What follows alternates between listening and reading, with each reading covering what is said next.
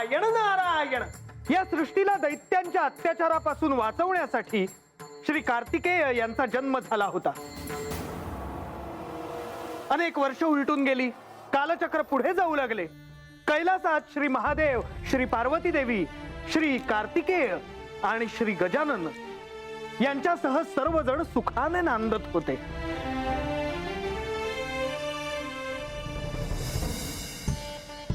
हे प्रभू, मला नेहमी असं वाटतं की माझं मातेला सहाय्य व्हावं, पण त्यांचा आदेश आहे की मी भोजनाला बसावं. नंदी, पार्वती आपले दायित्व पार पाडत आहे. सर्वांनी आनंदाने भोजन केले की त्याचा तिला अतीव आनंद होतो. होय प्रभू, परंतु मी असताना मातेला कष्ट पडू नयेत असं मला वाटतं. कार्य जर आनंदाने केले तर त्याचे कष्ट कदापि होत नाहीत. मला भूक लागली आहे. माते, भोजन लवकर आण. बंधो, माता भोजन घेऊन येत आहे. धीर धरावा.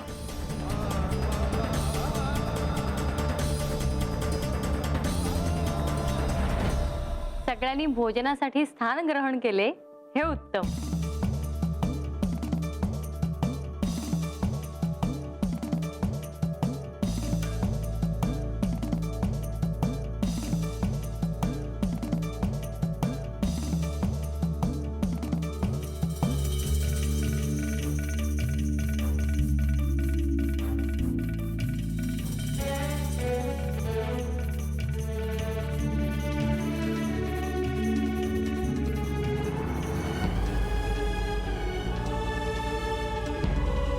सगळ्यांनी भोजन सुरू करावे.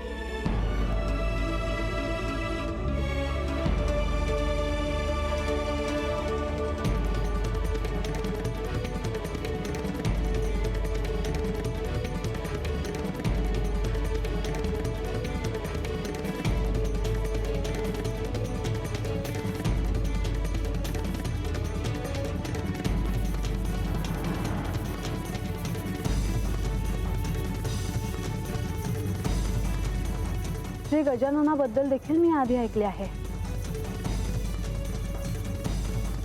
आणि त्यांचे दर्शनही मला होईल याची मला खात्री आहे.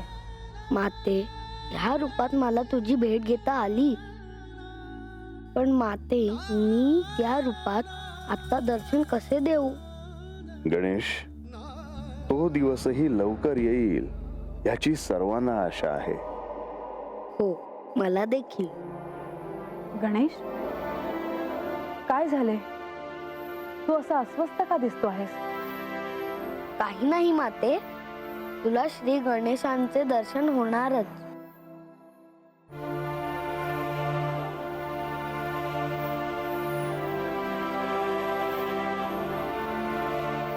देवी,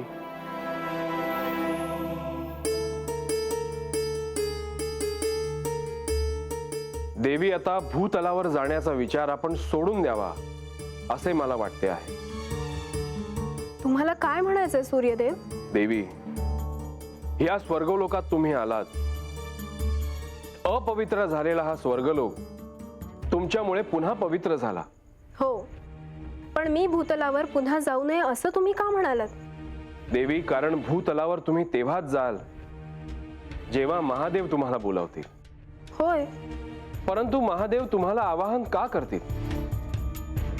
म्हणजे अशी चिन्ह आता तरी दिसत नाहीयेत. आत्ता जरी तशी चिन्ह नसली तरी भविष्यात तशी चिन्ह निर्माण होतील यावर माझा ठाम विश्वास आहे. पण देवी, सूर्यदेव, तुम्हाला काय म्हणायचे आहे ते माझ्या ध्यानात येत आहे, पण मला जे कळले आहे त्यावर माझा विश्वास आहे. आज ना उद्या असा क्षण येईलच जेव्हा श्री महादेव मला भूतलावर येण्यास सांगतील. देवी, माझ्या बोलण्याचा तुम्ही चुकीचा अर्थ काढू नये. तुम्हाला दुःख पोहोचू नये केवळ ह्यासाठीच मी हे म्हणालो होतो. असेलही, पण मी माझ्या मतावर ठाम आहे.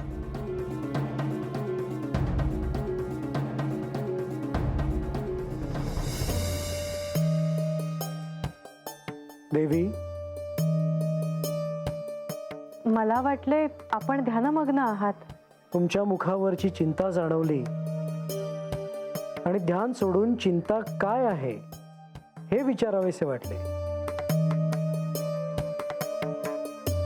देवी, काय झालं?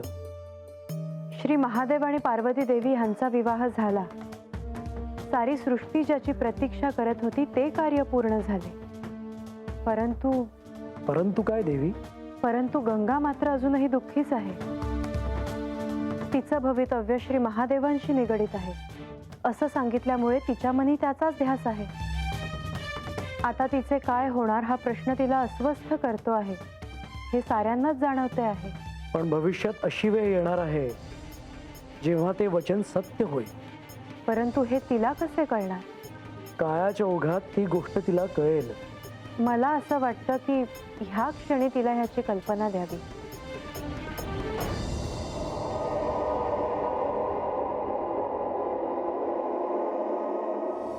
माझ्या बाबतीत जे विधान केलं गेलं ते खरोखरीच सत्य असेल का अशी भीती कधी कधी मनाला स्पर्श करून जाते. महादेवांशी माझं भवितव्य जोडलं गेलं नाही तर माझ्या असण्याला काय अर्थ आहे?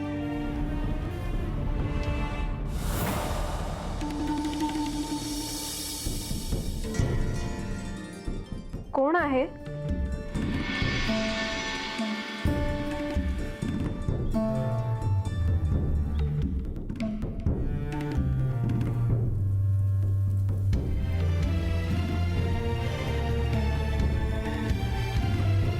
प्रभू, तुम्ही